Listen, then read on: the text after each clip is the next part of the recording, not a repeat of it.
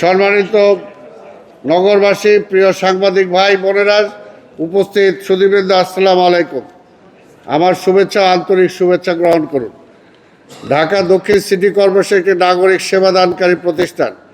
ঢাকা দক্ষিণ city corporation তার নিজস্ব আহরিত রাজস্ব ও সরকার থেকে বিভিন্ন উন্নয়ন সহায়তা বাবদ বরাদ্দকৃত অর্থ দিয়ে নাগরিকদের চলাচলের জন্য নতুন রাস্তা তৈরি, পুরাতন রাস্তা মেরামত, ড্রেনেজ সংস্কার ও নির্মাণ, সড়ক বাতির ব্যবস্থা, মশক নিধন, বর্জ্য ব্যবস্থাপনা সহ বিভিন্ন উন্নয়নমূলক কার্যক্রম সম্পাদন করে থাকে। আপনারা নিশ্চয়ই অবগত আছেন, ঢাকা সিটি কর্পোরেশন 29শে নভেম্বর 2011 তারিখে ঢাকা দক্ষিণ ও ঢাকা উত্তর সিটি কর্পোরেশন হিসেবে বিভক্ত হওয়ায় ঢাকা দক্ষিণ সিটি কর্পোরেশনের রাজস্ব আদায় সুযোগ সংকুচিত হয়ে যায়। ফলে প্রতি বছর সংস্থাপন ব্যয় ও উন্নয়ন ব্যয় বৃদ্ধির পাশাপাশি নাগরিক সেবার চাহিদা বৃদ্ধি হওয়া সত্ত্বেও সঠিকভাবে রাজস্ব আদায় না হওয়ার কারণে উন্নয়ন কার্যক্রম, গতিশীলতা আনয়ন ও জনগণের কাঙ্ক্ষিত সেবা প্রদান ব্যাহত হচ্ছে।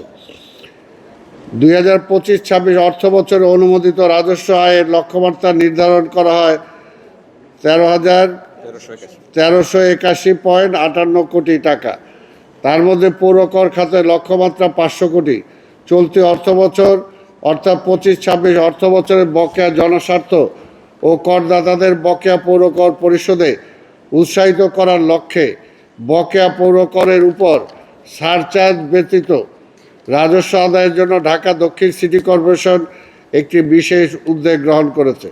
এই উদ্যোগের আওতায় 10 জুন হতে 30 জুন 2026 এর মধ্যে পৌর কর পরিশোধ করলে পৌর করের উপর আরোপিত 15% সারচার্জ মওকুফ করা হবে।